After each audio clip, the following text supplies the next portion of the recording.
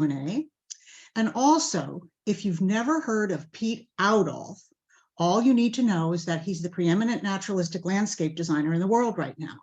And finally, I want to say I neither know nor represent Piet Oudolf. What you're about to hear is my personal interpretation of his work. With that in mind, here we go. In 2014, after 30 years in a rambling 100-plus-year-old Victorian on an acre and a quarter, my husband and I downsized. We bought a dilapidated 1942 Colonial on a small lot 3 doors up the street, knocked it down, and built a contemporary house with lots of glass that looked out on conservation land. We needed landscaping, and I started looking for someone to design it.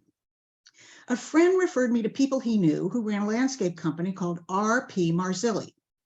I found their website and looked through their portfolio where I saw some photos of a Nantucket garden they had done. And here's what I saw. And I'm just going to flip through these beautiful photos I got from Christine Marzilli herself, just to give you the gestalt of this 14.5-acre garden. It was utterly unlike any garden I'd ever seen, and it caused me to feel something I had never felt looking at a landscape. I had no idea what the feeling was, but I wanted to experience more of it. So I called and spoke with Christine Marzilli. When I told her what we could pay, she said very nicely that we couldn't afford her company.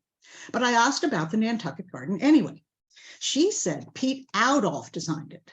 And when I asked if he was local, she laughed and said he lived in the Netherlands and was probably the most famous landscape designer in the world. She suggested I buy his books and show them to the person I hired to indicate the kind of thing I wanted. So I bought his books, all of them. 2 weeks later, we were in Chicago for our son's wedding, and one morning when we found ourselves with a couple of free hours, we ran over to see Lurie Garden, which I knew Pete had designed. It was mid-October, 40 degrees and raining, but it didn't matter. We were stunned by what we saw. Under a heavy gray sky, dark, wet seed heads were silhouetted against red, orange, and gold grasses. I experienced that Nantucket garden feeling again and knew what I had to do. When we returned, I asked around about landscape designers, and 2 friends recommended a local landscape architect. I viewed her online portfolio. And by the way, this photo is not from it. This is just a placeholder. I viewed her online portfolio and didn't see anything particularly encouraging, but I set that aside pending the interview. When we met, I asked her if she could give me what I called a poor man's Piet Oudolf, and she said she could. So I engaged her. Here's the planting plan I received from her. I was much too ignorant to evaluate it, so I simply accepted it and hoped for the best. This is the plant list I received, which was complete gibberish to me. I didn't know a shrub from a perennial or Amsonia from salvia at that point. And here's a photo of the original installation as the perennials were starting to bloom in June of 2015. And I want to point out just a couple of things here. First, I think you can make out this line of grasses at the back of the bed. Ornamental grasses are definitely a feature of Piet Oudolf's work, although lines not so much. Perennials, also a feature of his work, and you can see some at the front of this bed and some in this little corner, but that's as far as the similarity went. Our landscape architect thought she could imitate Piet's work by sticking a bunch of grasses in the ground and throwing perennials around them. Her selections came from his canon, and the plants themselves were fine. These genera were on the plant list you just saw, and they definitely are genera that Piet uses. But for some reason, the result had none of the look and feel of Piet's work. In my opinion, the textures were heavy and boring, the rhythms and repetitions conventional and predictable, and the color juxtapositions were, to my eye, garish. She completely ignored his approach to plant combinations, how he links plants primarily through structure, which we'll get into in a deep way later, and secondarily color. When I saw the repeating blobs of Salvia coreopsis and geranium blooming in unison that first summer, I was crushed by disappointment. My husband, who tends to be rational about this sort of thing, vetoed a professional redo on the grounds that another disappointment was inevitable. No one would get what I meant by a poor man's Piet Oudolf, and he was probably right. If I wanted to change the landscaping, he said, I'd have to do it myself. And so, with no prior gardening experience beyond planting basil in a pot, which you can see right here in the middle of your screen, and absolutely no knowledge of plants, I undertook the makeover. I wanted a garden that looked inspired by Piet Oudolf, and this is where I ended up in July of 2020 in my 5th season as a gardener. So how did I get from A to B? Before I answer, I'd like to address the asterisk. It applies to the next 10 minutes, which cover my research on Piet and how I used it to create my garden in his style. Although some people freak out when they see a spreadsheet, and you're going to see several, I've included this material because it's essential to the story, and also because Noel Kingsbury, who is Piet's co-author on multiple books and kind of explainer-in-chief, considered it worth presenting at an international workshop he conducted called Piet Oudolf, How Does He Do It? So how did I get from A to B? The fact is I had a theory, and I developed a strategy based on it. The theory was that Piet's secrets, or the secrets of his gardens, lay in the particular way he had combined the plants in his canon. Now you could say, well, duh, that's true of any landscape designer. And of course it is to some extent. But I'd argue that it's more true in Piet's case because his aesthetic is more idiosyncratic and deliberate, more completely thought through and articulated both to himself and the world. And I'm going to try to persuade you of this as we proceed. My strategy was to focus on his plant combinations. And by combinations, I mean juxtapositions, literally what he planted next to what in the gardens documented in his books. I reasoned that if I used only his plants and combined them using only his juxtapositions, I'd have a shot at a garden that was evocative of his work. I started by making a card for each plant I liked, and I noted on the card the companion plants I could find that Piet had juxtaposed to it somewhere in some gardener. On my first pass through the books, I got the low-hanging fruit, mostly genera and their companions. And this Eupatorium card from 2016, which was my first season, is a good example because it just lists the genus Eupatorium. But over time, I expanded the data to include species and cultivars. And this four-sided monster is my Eupatorium card today. It's actually 2 4x6 cards written on both sides, taped together, and I had to cut them apart to take the photo. I harvested information from the book's texts, appendices, photo captions, and planting plans, which, by the way, I went over with a magnifying glass. Eventually, I added information from online sources as well, including interviews, magazine articles, lectures, and even Piet's online store where he sells gardens in a box. Now, don't get too excited about that right now because at the moment he only sells them in Europe, but I promise that at the end of my talk, I'll have a little bit more to say about Piet's boxes. I ended up with a big fat stack of cards that served as a kind of Uber plant list from which I selected plants for each bed. Now, don't worry about reading anything on this slide. It's just an illustration. At a point in time that was pretty close to when the pandemic hit, actually, I transferred the data from the cards to a spreadsheet to make it easier to send information to my landscape design clients. The database, which is what I'm calling it now that it's on a fancy spreadsheet instead of index cards, the database runs from a canvas, which you can see right up here in the upper left, through Zizia, and has approximately 20 columns and 3,000 rows, and it's still not complete. You're looking at a tiny excerpt from the A section. The organization is pretty straightforward, I think. In the first column, there's a genus, so a canthus is a genus. Next to it, the companions Piet juxtaposed to plants within that genus, at least the ones I could find.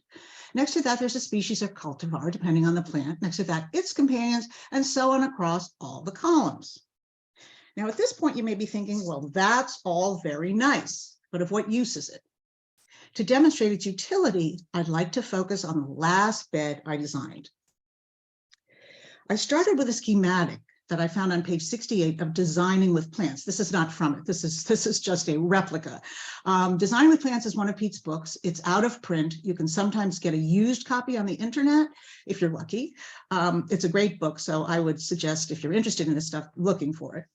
In any case, on that page, there's a little blurb that says select 3 tall structural plants for the back of the border and work forward. So that's what I did. Now, before I get into the details of this slide and the next one, I'd like you to know that they represent fragments of spreadsheets because the full spreadsheets were too big for the slide.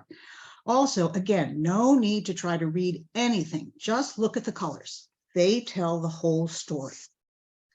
So with the blurb's direction, I selected 3 tall structural plants for the back of the border. I chose Veronicastrum, Eupatorium, and Angelica. And I entered their names in the first row at the top of the first three columns. And here they are. My cursor over here, Veronicastrum, Eupatorium, and Angelica. For convenience, I'm going to call them my base plants, which I have noted here. And because the first row, which runs all the way across the top, ultimately became my plant list, I'm going to refer to it that way. So I had Veronicastrum, Eupatorium, and Angelica. And below the name of each of these base plants, I copied and pasted its companions from the database. So that's what all of this stuff is under each one. When I color-coded the plants, I immediately saw overlaps, by which I mean overlapping colors.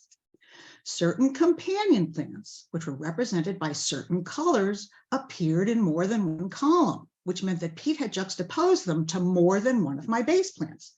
Monarda is one example. Now, Monarda is represented by this red cell, which you see under each of my base plants. Now, you see it in other places on the spreadsheet too, but let's ignore those for the moment.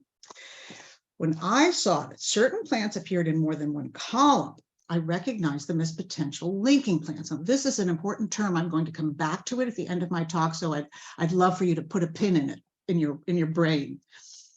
When I saw that certain plants appeared in more than one column, I recognized them as potential linking plants, by which I mean they could stand between two other plants and serve as a harmonious link. In other words, since Piet had used Monarda with Veronicastrum, which I know because it's in that Veronicastrum column, and he'd used it in at least one garden with Veronicastrum, and he'd used Monarda with Eupatorium in at least another garden, which is why it appears under Eupatorium here, I knew that Monarda went with both of them.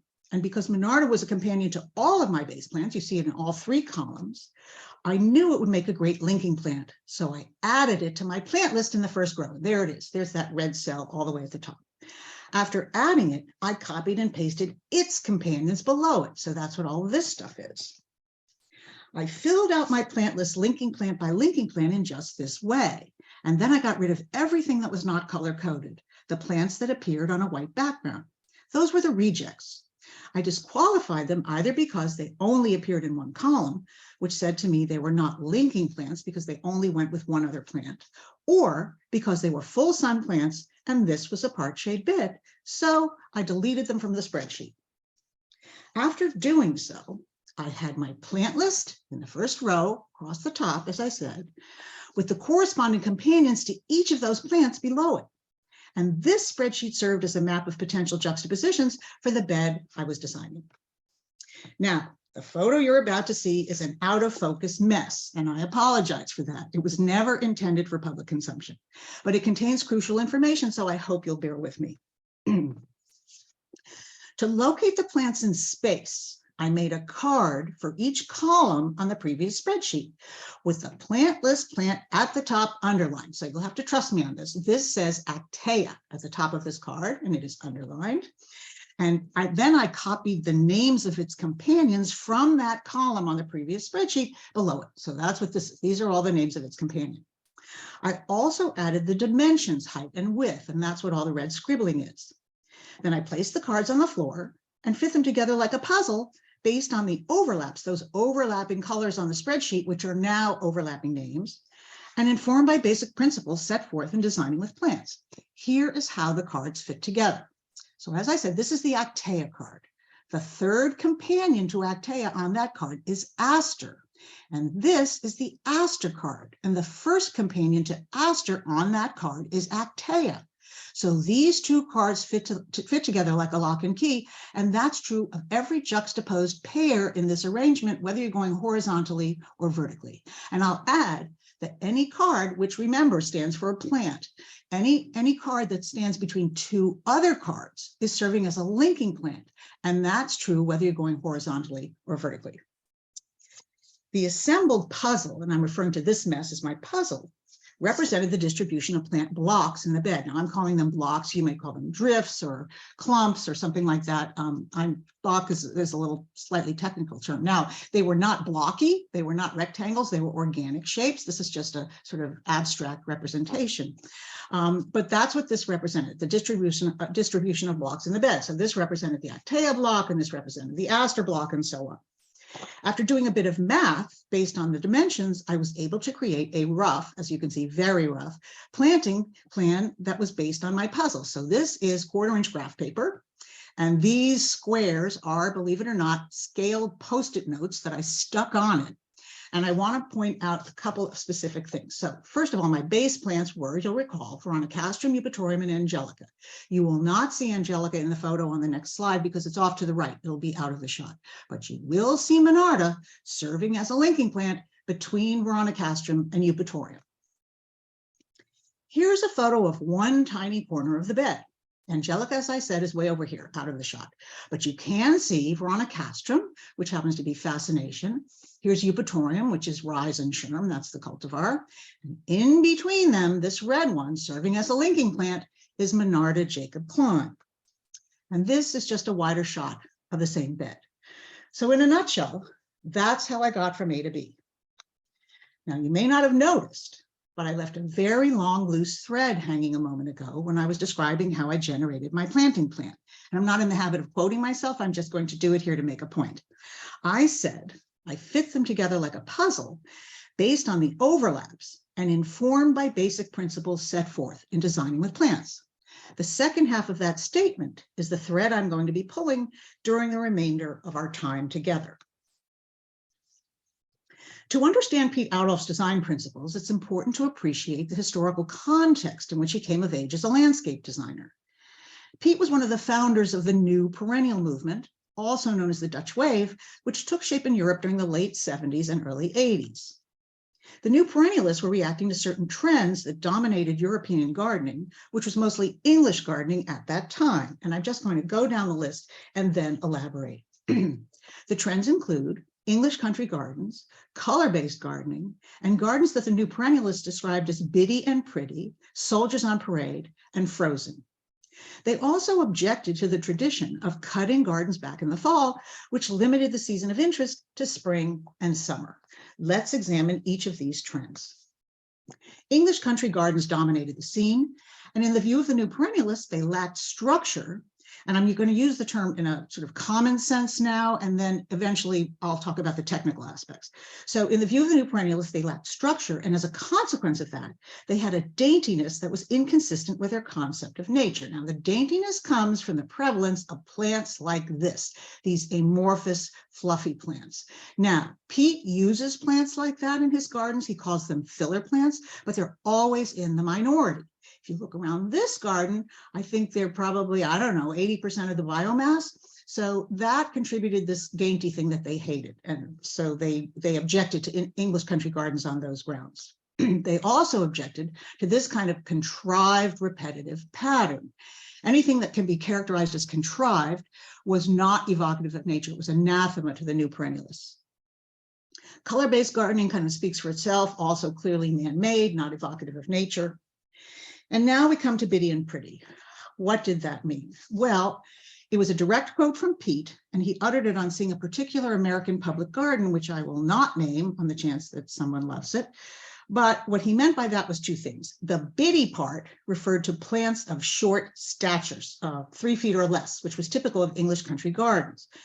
That, again, that short stature contributed to that dainty quality they didn't like. The pretty part is not a compliment. It's a term of derision coming from Piet. And what he meant by that was that the design was based on a very conventional definition of beauty. And I'll describe the alternative to that in a little while.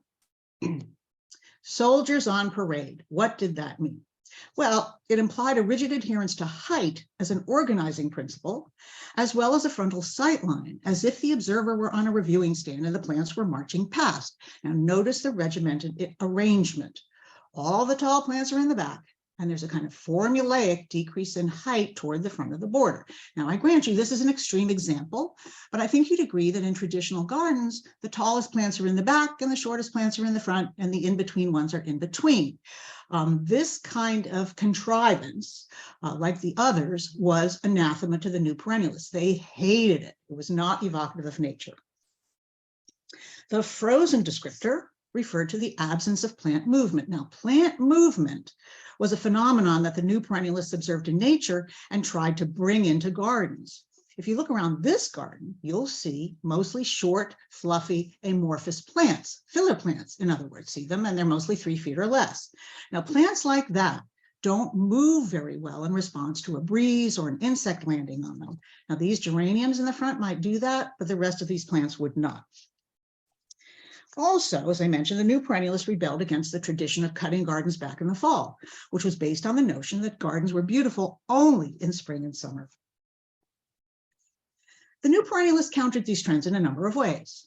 First, they designed naturalistic gardens.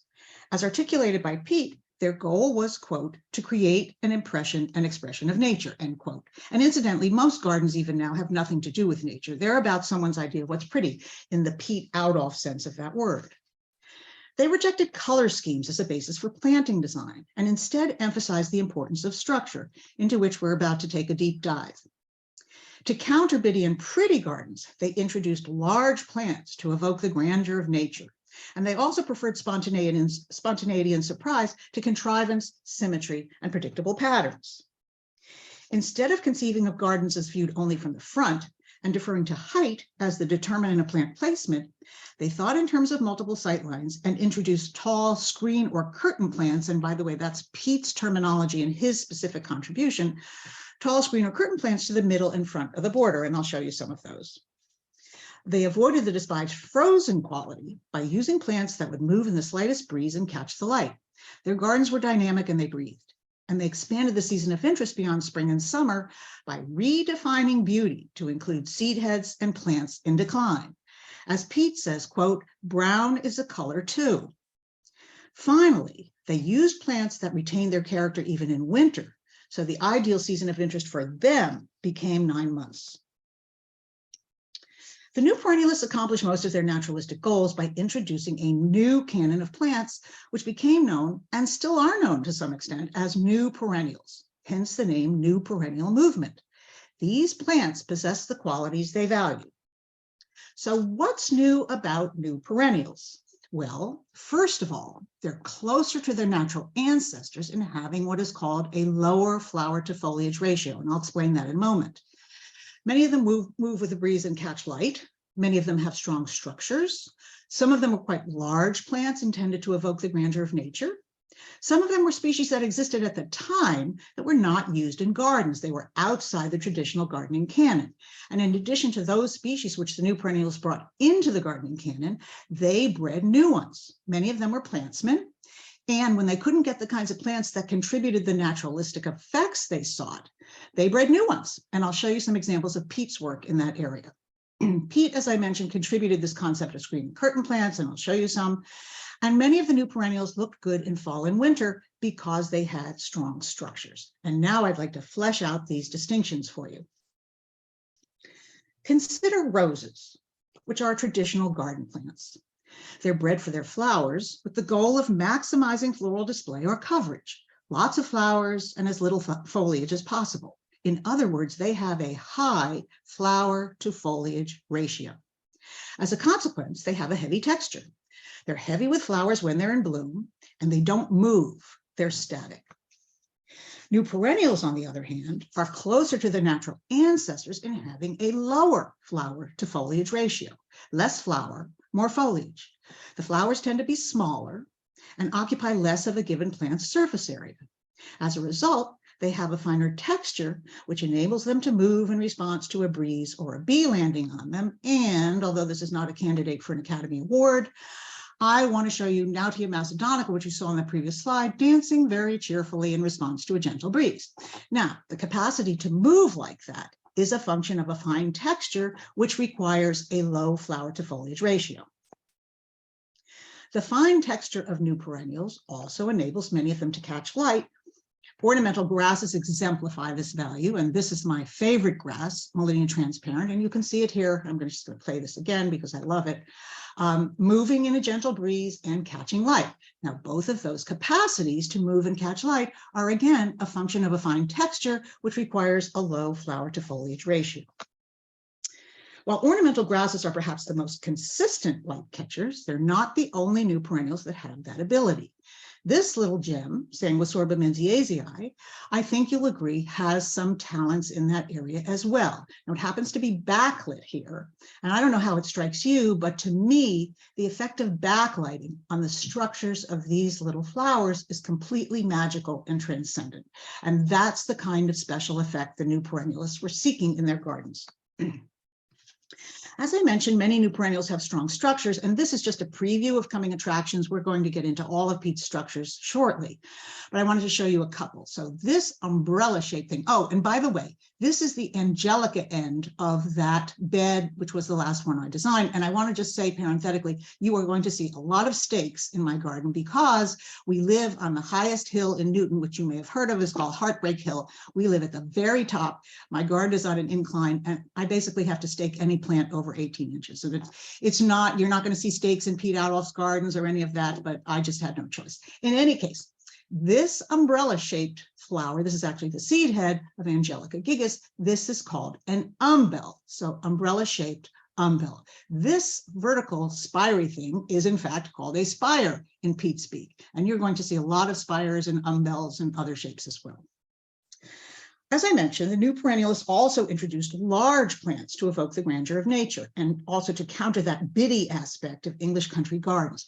So this plant, which you saw in that last bed I designed as well, this is another bed. I used it in more than one place in my garden. This is Eupatorium rhizontrum, and it's about, I'm guessing, I've never measured it, but I think it's like between 8 and 10 feet tall. That's tall, but it's not my tallest plant. My tallest plant is this one, Thalictrum rochabrunianum, which is 10 to 12 feet tall. Now, why did I impose this horrible, ugly yellow rectangle on this otherwise nice photo? I did that to show you where the plants in an English country garden would fit in relation to the scale of some of the other plants that the new perennialists introduced. So this is about 3 feet tall. And as you can see, a lot of the plants that the new perennialists introduced, these new perennials, are bigger. Now, if you're wondering whether you can have a Piet Oudolf style garden in a small space, the answer is absolutely yes, you can. And if you're interested in that, ask me about it in the Q&A. I will be happy to talk about it. Among the existing species brought into the gardening canon by the new perennialists were ornamental grasses, and there is my beloved Melanie transparent again, catching light. So ornamental grasses were brought into the canon. They existed, but they were not used in gardens. And you just saw Sanguisorba menziesii. This is a different kind of Sanguisorba called red thunder. And these little red things are not berries, although they look like berries. They're actually the seed heads. So the Sanguisorba genus that whole genus was brought into the gardening canon by Piet Oudolf. They were there, they existed, they were not used in gardens. As I mentioned, many of the new perennialists were plantsmen, and they bred plants when they couldn't get the kinds of plants that contributed the naturalistic effects they sought. And here are 2 plants for which Piet holds the patents. He holds patents for many, many, many plants. I don't even know how many. But I chose these particular ones to show you because they're commonly available in American nurseries, and they're both fabulous plants. This little pink one is called Astrontia roma, and this one is Stachys humolo. Humolo is the name of Piet's garden in the Netherlands that used to be open to the public for several months a year. It's now closed. In addition to all of that, Piet introduced what he calls screen or curtain plants as the antidote to soldiers on parade. These are plants that the viewer looks through to other plants behind them. The screen here is this plant, these little wispy fronds, which is, again, my beloved Melania transparent, which happens to be 7 feet tall. And it's standing in front of Angelica gigas, which is that umbel I talked about a minute ago, which is only 5 feet tall. So this is 5 feet tall, this is 7 feet tall. And the plants surrounding the Melania are like 3 to 4 feet tall. So that was pretty radical when Piet introduced it. Now, despite the fact that most screen plants are tall, they can occupy the front or middle of a border because their fine texture enables the viewer to look through them. And their height in that setting adds elements of contrast. As I said, the surrounding plants are shorter, the plants behind them are shorter, and also surprise and spontaneity because you don't expect to see a 7-foot plant at the front of a border. Surprise and spontaneity were 2 other qualities that the new perennialists saw in nature and tried to recreate in gardens. Now, while grasses are perhaps the most classic screens, other perennials can serve the same purpose. This plant, which is Thalictrum Hewitt's double, it's actually a cousin of Thalictrum rochebrunianum, which you just saw, which is my tallest plant. This one's not as tall, but it's just as beautiful. Thalictrum Hewitt's double is one of my favorite screen plants. Notice how its fine texture enables you to see through it to these golden seed heads of Astilbe purpuranza. Here's another shot of the same Thalictrum taken from a greater distance. Now, I'm somewhat embarrassed to show this to you because it's flopping over. I didn't do a good job of staking it. But I think if you kind of stand it up in your mind, you will have the sense that it's taller than the Veronicastrum seed heads behind it. Now, again, this is that last bed I designed. These are the seed heads of Veronicastrum fascination, and these remnants of the flowers of Monarda are Monarda Jacob Klein, which was that linking plant between the Veronicastrum and Eupatorium, which is way over here out of the shot. In any case, here we have Thalictrum Hewitt's double, serving as a screen plant in front of these very strong structural seed heads of Veronicastrum. Now, what does it contribute? Well, it depends on your opinion, I guess, but in my view, it adds mystery and romance and a kind of peekaboo sexiness, even, even if you're, not a pervert, you're struggling to kind of see what's behind it, and a kind of naturalistic softness. There are actually 5 in this bed, and I have to tell you, they are just magnificent. Finally, the new canon of plants allowed the new perennialists to expand the season of interest beyond spring and summer. And this became possible because ornamental grasses and perennials with strong structures, some of whose little seed heads you see here, were able to retain their integrity under the harsh conditions of fall and winter. And I just want to demonstrate that very briefly with this little video of that last bed I designed. See, there's the Angelica. This is winter. This is this garden in winter.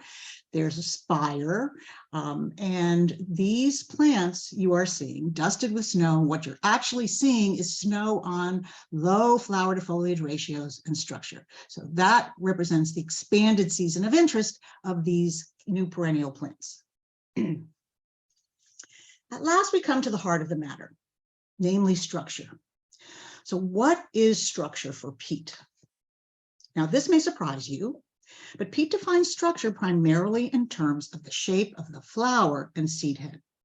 He posits a structural continuum with 5 shapes on it that stretches from the most linear and vertical shapes, the spires, to the most spherical. And here is what the continuum looks like. And I'm just going to go through the shapes, describe them, and then show you examples. So the most linear and vertical shapes are spires. You saw an example earlier. 1 notch in from spires are plumes, which are still somewhat vertical, but fluffier and fatter than spires. In the middle of the continuum, dividing it in half, halfway between the vertical ones and the round ones, are those umbrella shapes called umbels. And you saw that Angelica earlier, which is a classic umbel. Heading into round world, from umbels are daisies. I think they're pretty self-explanatory. Everybody kind of knows what a daisy looks like. And at the round extreme, the spherical extreme, there's a kind of a bucket containing 3 more or less spherical shapes called balls, buttons, and globes. The distinctions among them are not important. It's only important to remember there's a spherical extreme with this kind of bucket there. And now I'd like to show you some examples. This is not the best way to view all of the different shapes, but I wanted to show you how they kind of work together, and then I'll show you close-ups. So here we have spires. This is Persicaria rosea, these flowers that look kind of like skeletons' fingers sticking up. They are classic spires, linear and vertical. 1 notch in from spires are plumes. So these are plumes, the plumes of Persicaria polymorpha, fluffier and fatter than spires, but still somewhat vertical. In the middle of the continuum, dividing it in half, halfway between the round ones and the vertical ones, are umbels, those umbrella shapes. And this, again, is Eupatorium rhizoschirm. So it is a classic umbel. Now, phlox are also considered umbels, although they're harder to make out as umbels here, but you can take my word for it, they are. Heading into round world, again, we come to daisies. Echinacea are daisies. And at the spherical extreme or the round extreme, we have that bucket containing balls, buttons, and globes. And these, which happen to be the seed heads of my favorite allium, these shapes are in that bucket. They're sort of spherical. I don't know, they're ovoid or however you want to define it, but they are in the bucket. And now let's take a closer look. Spires, linear and vertical. Veronicastrum is a classic spire. Actea, which you may know as Semicifuga, also linear and vertical, classic spire. Plumes, still somewhat vertical, but fluffier and fatter than spires. This is a close-up of Persicaria polymorpha, which you just saw. This thing that looks like a feather duster is also a plume. This is Filipendula rubrivenusta, still somewhat vertical, but fluffier and fatter than a spire. It's a plume. Astilbe are also considered plumes. Now, they're not as fat and fluffy as the other two, but they're still considered plumes. Now, in this photo, I'm contrasting the pluminess of Astilbe with the spiriness of Actea racemosa. And now we come to umbels, and I apologize for the darkness of the photo. The photographer who took it had a day job shooting crime scenes, believe it or not, for the FBI, and she could only photograph my garden very early or very late in low light. So I have the world's largest collection of dark photos. But even so, I think you can make out this pretty clearly delineated umbel, this umbrella shape. Phlox, as I said, also considered umbels. Now, they're fluffy, but if you compare them to the Persicaria polymorpha next to them, those are plumes. These don't have that umbrella shape. These do. So these are umbels and these are plumes. And just parenthetically, this grass is a spire. These little pink parasols are also umbels. They belong to Chirophyllum roseum, fabulous plant. And now we come to daisies. And I chose this photo for a particular reason, which is that it illustrates a kind of internal variability within each category, which can sometimes be confusing. I don't think this is particularly confusing, but it can be confusing. So I wanted to show it to you. Shasta daisies are quite flat. Echinacea are not. They're more umbelliferous in peat speak, but they're both daisies. Centaurea montana, also a daisy, even though it has this upturned cup-like structure. And now we come to the spherical extreme where we have balls, buttons, and globes.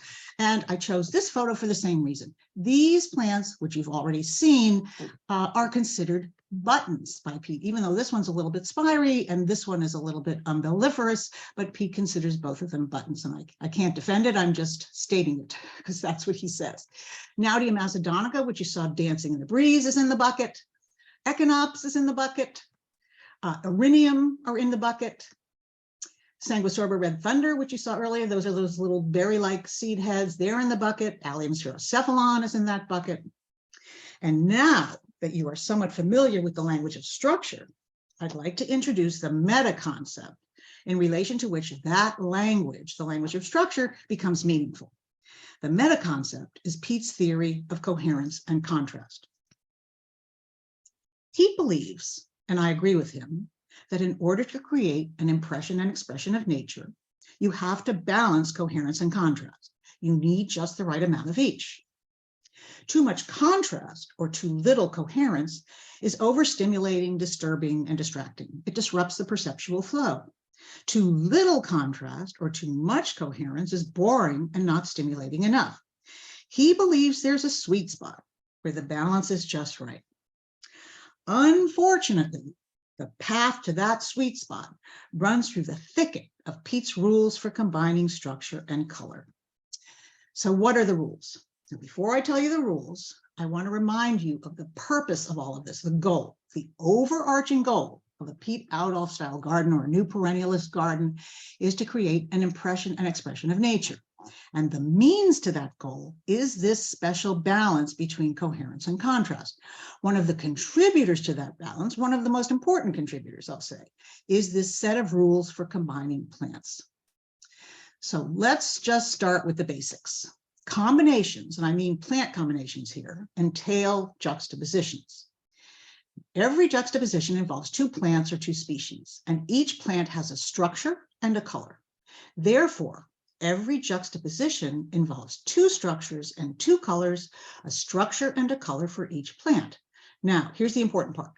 The two structures can be related or unrelated, and the two colors can be related or unrelated.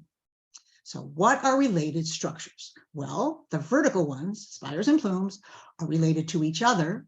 The round and spherical ones, daisies and balls, buttons, and globes, are related to each other. Umbels, which are in the middle of the continuum, are related to all the other shapes. They are considered transitional structures, halfway between vertical and round, and they are considered structurally related to all of the others. And that comes in, by the way, really handy, as you'll see at the end of my talk. What are unrelated structures? Well, they're the ones that are far apart on the continuum. So the vertical ones, spires and plumes, are considered completely unrelated to daisies and balls, buttons, and globes, the round and spherical ones. What are related colors? Well, to some extent, that's a matter of personal opinion or preference. But for Piet, the closer together colors are on the color wheel, the more related they are. And the further apart they are, the more unrelated they are. So the most extremely unrelated colors are complementary colors. So now we come to the rules for combining plants. And I want to preface this by saying it's impossible to stuff this into your brain on the first pass. I'm speaking to you now from very personal experience. You have to kind of live with this and practice it and think about it. However, for now, for this moment, I suggest that you just let it wash over you, absorb what you can, and then when I present examples, and I think my examples are pretty good, I think you'll kind of get the idea. So here we go. Piet says, do combine plants with unrelated structures, meaning vertical and round, and related colors, or related structures, for example, vertical and vertical or vertical and umbel, and unrelated colors, or related structures such as umbel and daisy, so umbel and round, and related colors. Now there's a little caveat here, which is that if you resort to this third option too much, you could end up with too little contrast and you would run the risk of Piet thinking your garden is boring. But let's just set that aside for the moment. The one thing you must not do is combine plants with unrelated structures, vertical and round, and unrelated colors, because you'll end up with too much contrast and coherence and contrast will be out of balance and the juxtaposition won't work. It won't be aesthetically pleasing. So the bottom line is there are two variables, structure and color. Within this Piet Oudolf new perennialist system, juxtaposed plants, in order for the juxtaposition to work, to be aesthetically pleasing, juxtaposed plants must be related with respect to at least one of them, structure or color. They can be related with respect to both structure and color, but they must be related with respect to at least one, structure or color. Now, here's another way to think about it, perhaps easier, I don't know, that's up to you. If the structures are unrelated, meaning vertical and round, the colors must be related for the juxtaposition to work. So what do the rules look like in practice? Here is an example of unrelated structures, vertical and round, and related colors. So here we have an astilbe, which is actually vertical, although it's sort of bowed under the weight of the bloom. So it's vertical. The astrantia are round, so vertical and round, unrelated structures. The colors are not only related, they're almost identical, white and off-white or white and white. So here we have unrelated structures, vertical and round, and related colors. Coherence here comes from the colors, contrast comes from the structures, coherence and contrast are in balance, and this juxtaposition works. Now I am showing you this just to prove that astilbe are vertical. These are the seed heads. So this was taken probably, maybe the last one was taken in June. This is July. The astilbe are past. The seed heads are now, they don't weigh as much. The plants aren't as top heavy. So the seed heads are sticking straight up. You can see they're vertical. So here we have vertical and round, unrelated structures. And the colors are still, even in terms of this sort of, I don't know what you'd call it. It's like beige or something. Beige and white are still related colors. So we have unrelated structures, vertical and round. We have related colors. So the coherence still comes from the colors here. Contrast comes from the structures, vertical and round. Coherence and contrast are in balance and the juxtaposition works. Now, what if the astrantia were red? Now, I have to give you a hint here, which is that in Piet world, white is not a color that goes with everything. And if you want me to elaborate on that, I'm happy to in the Q&A. But for now, you just have to take my word for it. White is not a color that goes with everything. White and red are considered unrelated colors. So here, if the astrantia are red and the astilbe are white, we have unrelated structures and unrelated colors. Structures are still vertical and round. Now we have unrelated colors, white and red. So there's no coherence. Coherence and contrast are out of balance, and this juxtaposition doesn't work. What if the astilbe are purple and the astrantia are white? Same thing. We still have our unrelated structures, vertical and round. And we still have unrelated colors here, purple and white. So there's no coherence. Coherence and contrast are out of balance and the juxtaposition doesn't work. Too much contrast. But if the astilbe are purple and the astrontia are red, then we have something that does work because we do have unrelated structures, vertical and round, but now we have related colors, purple and red. So here, coherence comes from the colors, contrast comes from the structures, vertical and round, coherence and contrast are in balance, and this juxtaposition works. I actually use this pairing of astilbe purpuranza and astrontia claret in my card. Here's another example of unrelated structures, vertical and round, and related colors, purple and blue, or two shades of purple, however you see it, I'm not sure. So this is a vertical one and round one. We have unrelated structures, we have related colors, purple and purple. So here coherence comes from the colors again, contrast comes from the structures, vertical and round. Coherence and contrast are in balance, and this juxtaposition works. Here we have a different kind of relationship between the two components, structure and color. Here we have related structures, round and round. They're both daisies. And we have unrelated colors, purple and yellow. So here coherence comes from the structures, round and round, and the contrast comes from the colors. And this juxtaposition works because coherence and contrast are in balance. Now we have an example from that same last bed I designed, and I'm a little embarrassed to show you this photo because it has too little contrast in it, in my opinion, but I'm showing it for pedagogic purposes. So this is an example of related structures, vertical, vertical, vertical, and related colors, purple, purple, purple, purple, and red, which is also related to the purples. Now, at a certain point in the season, this part of the bed has too little contrast in it. In my opinion, I think Pete would agree with me. That's not always true, but at this particular moment in time, it is true. And I think if you extrapolate from what you're seeing, you can imagine that if you do this too much, your garden could be really boring. However, it's acceptable. And now I'd like to come at this from a slightly different angle and offer you some do's and don'ts that can serve as models for problem solving. Here's a don't. Blue round thing, yellow vertical thing. Unrelated structures, vertical and round, unrelated colors, blue and yellow. Too much contrast. Coherence and contrast are out of balance and it doesn't work. But, and now we're coming back to that concept of the linking plant that I told you to put a pin in. If we interpose a purple vertical thing between our problematic couple, then we have something that does work because on the left, we have related structures, vertical and vertical, unrelated colors, yellow and purple. So here coherence comes from the structures on this side. Contrast comes from the colors. Coherence and contrast are in balance, and this juxtaposition works. On this side, we have the opposite kind of relationship. We have unrelated structures, vertical and round, and almost identical colors, purple and purple, or mauve and mauve. So the sum total of this tableau is a menage a trois that's very happy. Here's another don't. Purple vertical thing, yellow round thing. So vertical and round, unrelated structures, purple and yellow, unrelated colors, too much contrast, the juxtaposition doesn't work. But, and you just saw this photo a minute ago, if we interpose a purple round thing as a linking plant, then we have something that does work because on this side, we have related structures, round and round, unrelated colors, yellow and purple or yellow and blue. So on this side, we have coherence from the structures, contrast from the colors, coherence and contrast are in balance over here, and this juxtaposition works. On this side, as I said a minute ago, we have unrelated structures, vertical and round, but related colors, purple and purple or purple and blue. So here, coherence comes from the colors, contrast comes from the structures, coherence and contrast are in balance over here, and this juxtaposition works. So the sum total of this tableau is a trio making beautiful music together. Now, if the rules feel like a prison, do not despair because you have a get out of jail free card in the form of the neutralizing effects of ornamental grasses. Now, there's one sort of caveat, which is that grasses are only considered neutral by Pete if they are not vividly colored. They have to be kind of in the brown, gold, amber, honey-colored part of the spectrum, not anything vividly colored, because then they lose their neutrality.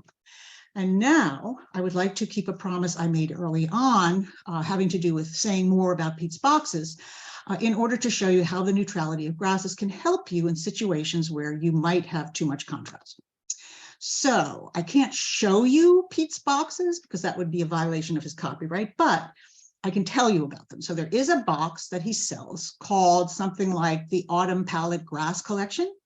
And in that box, there are 3 grasses. And it doesn't even matter what they are. They could be any neutral grasses. These happen to be panicum, brisa, or some people say brisa, and molinia. So those are the 3 grasses that come in the box. And my question to you and to myself is, can the grasses turn a no-no into a yes-yes? And I think they can. Now, I stuck the brisa in here between the 2 members of our problematic couple, between the vertical purple thing and the yellow round thing. But I could have used any of these. And I think you'll agree that the excessive contrast between these 2 members of the couple is tamped down somewhat. This grass is being used as a linking plant, and it's tamping down that clashing quality of that particular juxtaposition. What about a double no-no? Well, here on the diagonals, we have both of our no-nos. We have our vertical purple thing and our yellow round thing. We have our blue round thing and yellow vertical thing. So on the diagonals, we have no coherence, too much contrast, juxtapositions don't work. If we interpose these grasses, I think you'll agree that they kind of soften all of the clashing and contrasting of these conflicting plants. Now, if you've maxed out on grasses or you can't use them for some reason, well, the fact is that most of the exciting grasses are full sun. Maybe you don't have enough sun and you still have juxtaposition issues. You've got a friend and its name is umbel. And now I would like to talk about another one of Piet's boxes to show you how to employ the mediating effect of umbels, the transitional structures. So there are a number of boxes on Piet's website that contain lots of different kinds of perennials. This particular one that I'm about to show you, or I'm going to show you the plants that are in it, is unique in the following way. All the other ones contain a neutral grass. Why? Well, I think because Piet wanted to give his customers, or wants to give his customers, a linking plant that can solve juxtaposition problems involving too much contrast. This particular box does not contain a grass. It's got lots of different kinds of perennials, but no grass. Why is that? I think it's because he included a different kind of linking plant, an umbel. And now I'm going to show you what I mean by that. So this is a little fantasy bed that I constructed out of the plants in that box. And I'm not going to go into detail, but I'm going to show you how I got into trouble and how I solved my problem. So along the right-hand side, you see 3 vertical things. So we know that we don't have a problem of excessive contrast there because these plants are all related with respect to structure. Remember, I said that in juxtapositions, the plants have to be related with respect to at least one variable, structure or color. So these are all related with respect to color. Structure, I apologize. If we go clockwise around this box, then you can see that these plants are all related with respect to color. They're all kind of red, pink, purple, etc. So we're fine over there. We've got balance between coherence and contrast. But when we get up here, we have a problem because we have a red round thing and a yellow vertical thing. So we have round and vertical unrelated structures, red and yellow unrelated colors. Oh my goodness, what can we do? I'm going to dial plant 911, and to the rescue comes Eupatorium snowball, an umbel. So how does Eupatorium snowball help us?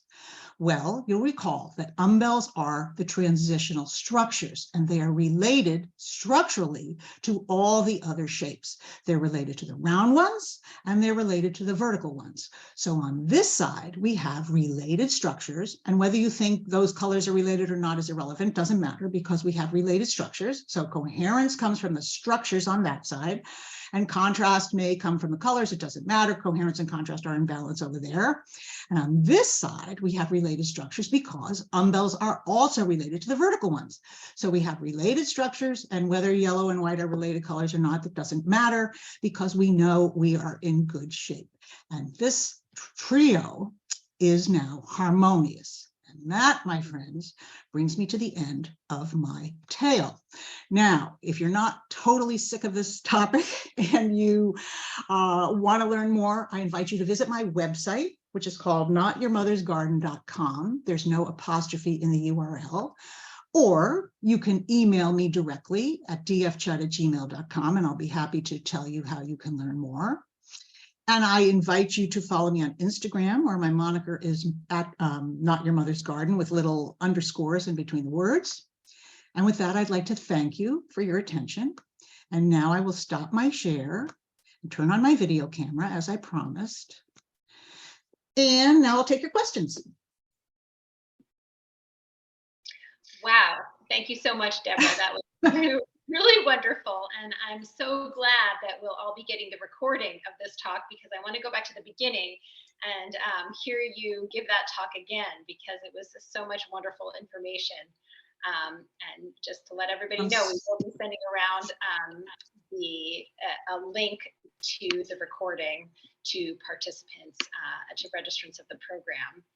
Well, so, I'm very glad you enjoyed it. It's always fun for me to share this stuff with people, because it's been a very big part of my life, as you can probably tell, for the last 6 years. Amazing, amazing. And that's one note I wanted to, you didn't really mention this in your talk, but when we were talking before everyone joined this evening, you mentioned that this really has been just the past 6 years of your life. Yeah. I just celebrated my 6th birthday as a gardener, literally. Very inspiring to me. I started at the age of 64, and I just turned 71. So to me, that's a real inspiration and a really interesting and important part of what you're bringing to us tonight. So I invite everyone to put any questions in the chat, and we just have one question about the color white you mentioned. Okay. Mm-hmm. So the color white itself is not a problem. It's not a problem with the whiteness. Remember, I talked about the importance of structure to Piet Oudolf and the other new perennialists, and the structure comes first. So if you're dealing with 2 structures that are related, let's say you have 2 vertical ones, okay, and one of them is white, you can use any color you want for the other one, because you already have related structures. So you've got coherence from the structures, and you can have as much contrast as you want from the colors. So you can use white and black if you want. But if the structures are unrelated, and you have a vertical one and a round one, you already have as much contrast pretty much as you can handle. And so the colors must be related. So what's related to white? Colors that have white in them. So light colors, pink, light blue, lavender, those kinds of things, soft yellow, those kinds of things go with white in Piet world. I mean, all of these things are somewhat matters of taste and opinion, but I'm just sort of telling you what the doctrine is.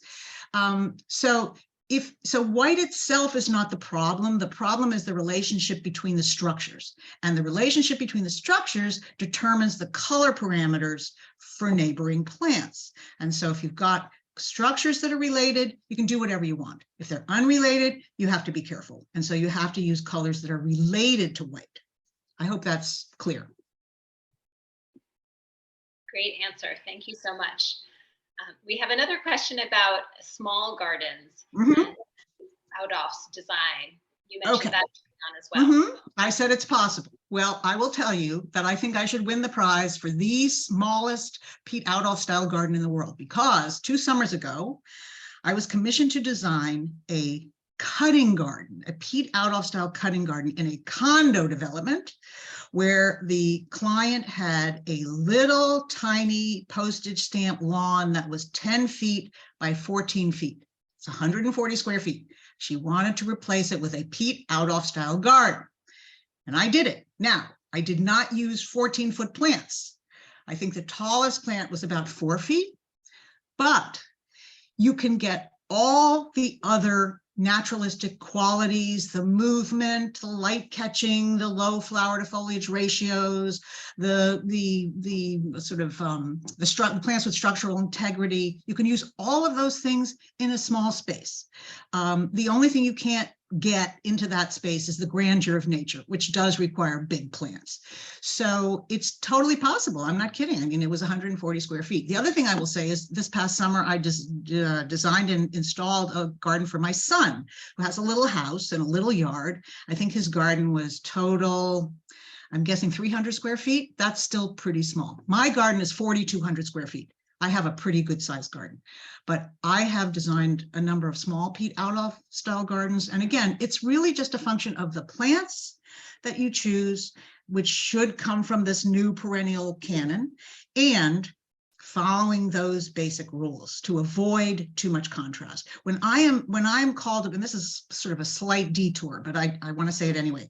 When I am called upon to, I do a lot of consulting to home gardeners, and I go over there, and the person says to me, "What's wrong with my garden?" And I say, excessive contrast. Usually that comes from the following problem, which I call one-of-a-kind disease, which means that the person has essentially collected a bunch of plants almost as trophies and stuck them in the ground without really giving any thought. Sometimes people think about color, but they don't think about having plants that have something to do with one another, that can have a conversation, for example. And so there's just clashing everywhere. And usually the solution is to decrease the number of species and increase the number of plants of each type. And that, even if you're not even thinking about the rules, that helps. So that's another issue. I really like what you just said about the plants having a conversation with each other and thinking about. Yeah, well, that's kind of the at the heart of all of this structure color thing. And so I actually give another talk, which is called, now I'm advertising, but I do give another talk about my own garden called Not Your Mother's Garden, in which I talk about how I created my garden and what I was thinking about, and how the plants sort of talk to each other, and the establishment of themes in gardens using certain structures like verticals. So I have a very large bed, like that bed that I talked about, the last bed I designed, where I have 5 of those see-through thalictrum thingies. I have a number of those stilbe in there, and they create a kind of a river that runs through the bed. So that kind of repetition of verticals and of that particular plant establishes a theme that creates coherence. And so you can think of all those kinds of things as contributing, but they create a situation in which the plants are talking to each other. And the color structure rules contribute to that too, because excessive contrast prevents conversation. It really does. It's like they're talking different languages and they don't understand each other. The way you explain it makes a lot of sense. So we have another question about, moving from the small garden to a larger garden where maybe there's shrubs or small trees, and we're wondering how those larger traditional structural plants fit into the palette of design. Well, again, I talk about this in my Not Your Mother's Garden lecture, but Piet does use trees and shrubs. And if you're interested in how he does that, I suggest that you go to the library and check out some of his books and look at the photos, because it's very hard to explain in this context exactly what he does. But in my case, in my garden, the shrubs and trees are mostly on the periphery. And in fact, they're all on the periphery, as a matter of fact, now that I think about it. And our property is abutted by conservation land, where there are enormous trees, 100 years old. They're really, really tall. And I have used large plants on the border between my garden and the conservation land to connect my garden to the surrounding area, to its natural surroundings, essentially. And so those large plants, like the eupatorium that I said was 8 or 9 feet tall, and the thalictrum, which is 12 feet tall, or whatever it is, those kinds of tall plants do connect a garden to its natural surroundings. And if there are trees and shrubs that are tall in the vicinity, then you have to think about using some large perennials to connect the shorter plants in the garden to the trees and shrubs. The other thing about trees and shrubs is they create shade. And so the plant palette has to accommodate the shade. And so there are certain, I don't want to say limitations exactly, but it's a different palette than a sort of part shade or full sun situation. Thank you for that answer. You had some really great pictures of your garden or Piet's gardens in fall and your garden in winter. And we have a question about cutting back perennials and when you do that and how that fits into your design style? Okay, that's a good question. All right. So the truth is that Piet and other new perennialists cut their gardens back in late February. Now, I live in Massachusetts. I don't know what it's like in Pennsylvania in late February, but it's brutal here. And when I was younger, I mean, like in my late 60s, I used to try to do what they do. So I would go out there at the beginning of March. I never did it in February, but at the beginning of March in my, heated insoles and heated gloves and heated hats, and I would cut the thing back. Now, 4,200 square feet, that's a pretty good sized garden. And there was a lot of biomass. And at the beginning of March, there's no yard waste pickup. So I didn't know what to, I had an unbelievable mess on my hand. Plus, it was really hard. It was brutal. It was cold, and there was slush, and there was mud, and it was terrible. So as I've gotten older, I have cheated, and I have given up some of the pleasures of seeing all those great structural plants covered with ice and snow. In that situation, their sculptural qualities are just breathtaking with the sun shining on them, and they glisten, and it's just incredible. But I've had to give that up because I just can't deal with it. And in fact, over the last couple of years, and I've had 3 back surgeries, so I'm not in perfect physical condition. I've had a crew come in like Christmas time and cut the garden back. But the hardcore people don't do that. They leave their gardens, until early spring. And I just can't do it. It's too much for me.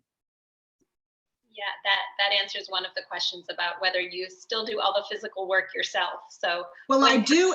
I have help with that. I don't do the cutback, and I get help with weeding because being on my hands and knees after all that back surgery is hard. But I do everything else. And in fact, I will tell you that I dug every hole, I planted every plant, and I replaced the soil for every single plant. We're talking thousands of plants. And the reason I did that is that where I live, the soil is pure clay. It's like cement. Nothing will grow in it.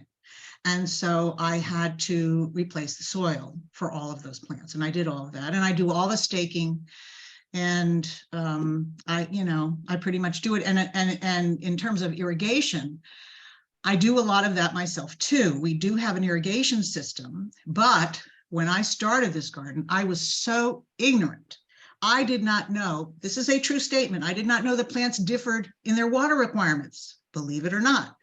And what I used to do was I would be reading Pete's books, and I would see plants, and I would scribble the names on my cards, and I'd go to the nursery and see some of those plants and buy them and take them home and plant them without any consideration of the growth requirements or water requirements or any of that. So I ended up with plants that like to be dry next to plants that like to be wet. And because I have loved those plants, and I love the combinations, I have not moved them. And what that means is that I use the irrigation system, which covers all of my beds, which there are 7, use the irrigation system to water to the minimum requirement. I water the least thirsty plants with I water the whole garden, but the degree is established by the least thirsty plants requirement. And then I hand water the thirstier ones. So that's a lot of work, and it takes a lot of time. And in the summer, when it can be 90 degrees for a month in Massachusetts, I'm out there every day, at least once, sometimes twice a day, hand watering my babies. Oh, and do you keep track of that in a spreadsheet too, the watering requirements of each of the No, different? I kind of know. I just know what well, first of all, I'm retired. I spend a lot of time at home, and I can see the entire garden from different parts of the house. And if I see anybody wilting out there, I'm there with a baby bottle and, giving it water. So I don't have to write that down. There are certain things that I do write down, like the plants, I know a lot of this by heart, but certain plants have certain vulnerabilities to snails and slugs and fungal disease and that kind of thing. I do note that on my spreadsheet, but not the water requirements. I pretty much know those by heart. We have a great question about your use of only native plants. Is that something that you adhere to? And can you speak to that in Piet Oudolf's work? Absolutely. Yes. I don't know if I gave the impression that I only use native plants. If I did, that's incorrect. I do not only use native plants. I do what Piet does.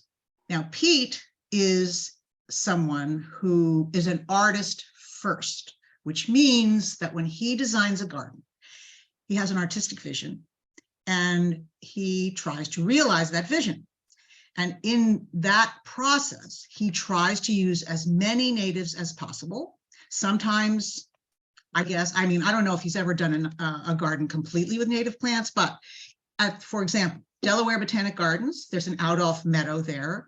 He used 70% natives and 30% non-natives. Why did he use 30% non-natives? Because I guess he couldn't realize whatever the vision was, he couldn't do it with native plants. So he uses a combination, and that's what I've done too. But I will also say in my case, again, I was so ignorant. I didn't know anything about native plants. I'd never heard of native plants.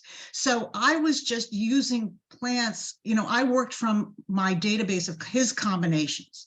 And so I ended up with a lot of native plants, but it was a pure accident. It had nothing to do with choosing native plants. I was just working from combinations that he had used. And so I just got lucky. And I'll tell you something really, really interesting, at least interesting to me. This past summer, a botany professor from Boston University came to my garden once a week with a team of graduate students to study pollinator activity, and specifically bees. And I have many, many, many different kinds of bees. I don't keep bees, but bees know about me and they know about my garden. And tons of them are in my garden all the time.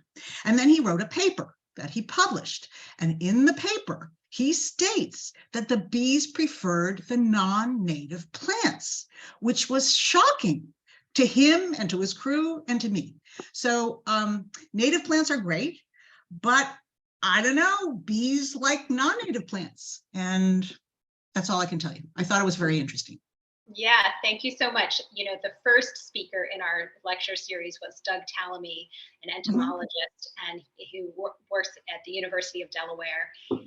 Someone in the comments mentioned that your 70-30 mix of native, non-native plants matches up with his research. But another thing that he mentioned in his lecture was that sometimes bees will go to the non-native plants because there's a lot of nectar, but sometimes maybe the nutrition that they're receiving is less than interesting. Ideal. So even when there's, and that's something I'm remembering. So, but really interesting that the 70-30 mix matches up with what he recommends too. That is interesting. I did not know that. Yeah, so interesting. Well, we have one more question about the number of individual plants that you use in a grouping, kind of the size of the. That's a great question. That's a great question. So it's a little bit complicated. What I will say is that my garden is based on something called a block planting model. And in a block plant, and mine it's kind of a hybrid block planting model using specimens and scatter plants and blocks. Okay, but let's just talk about the blocks. A block is at least more or less between a square yard and a square meter. And what I do, well, first of all, let me back up. In this kind of garden, plants are closer together than they are in a traditional garden. And Piet and his cohort actually plant plants very close together. They are he plants like 9 to 11 plants per square meter. That's a lot of plants. That's approximately one plant per square foot. In Massachusetts, we have a lot of humidity in the summer. And if I did that, I would have wall-to-wall fungal disease. So I can't do that. And so I plant fewer plants per square meter, but more than in a traditional garden. And the number depends on the width of the plant. Remember when I showed you that weird, blurry planting plan, and I said that I had, scaled Post-it notes and all of this stuff. So some plants, and I also had the dimensions, and I said that I based the planting plan on a certain kind of math that I did based on the dimensions. Well, the main dimension that I took into consideration was width. And I think you know that when you buy a plant in a pot at a nursery, you usually get a kind of range of height and width. You know, they'll say the spacing should be 12 to 15 inches or something like that. So I always use the lower number. But there is a book by Piet called, I think, Planting the Natural Garden, which is an old book, but it's still in print and you can still buy it on Amazon. It's about $30, well worth the price. And in it, there is a page where Piet actually tells you how many of each species to plant per square meter. Now, I don't plant as many, as I said, because of the humidity here, but it'll give you an idea. And early in his career, which is when he wrote this book, he was using a block planting model as well, which he mostly doesn't do anymore, and that's very complicated. But he used a unit. His basic block unit was a square meter, and he tells you how many of whatever he planted per square meter. So that's how I determine how many. Amazing. Thank you for that answer and for all of your great answers tonight and all this great information. There's a comment in the chat that says that you have explained a complicated concept very well. Thank you so much. And I will echo that. Thank you. Laid out his methodology so well, and I also really enjoyed hearing your personal journey and seeing your personal garden. So, thank you so much. It's always fun to do that. Not as much fun as playing with my grandchildren, but close second. Yeah, wonderful. And I'll say thank you again to everyone, all of our participants tonight for joining us. You have an email in your inbox that is Deborah's plant list from the plants that we saw this evening and some other notes from her talk. So thank you very much. That was a really inspirational talk and very informative, and thank you. Learning from you. So thank you again, and have a great night, everyone. Thank you. I appreciate the opportunity. Thanks for having me. Good night. Yeah. Good night. Good night, everyone.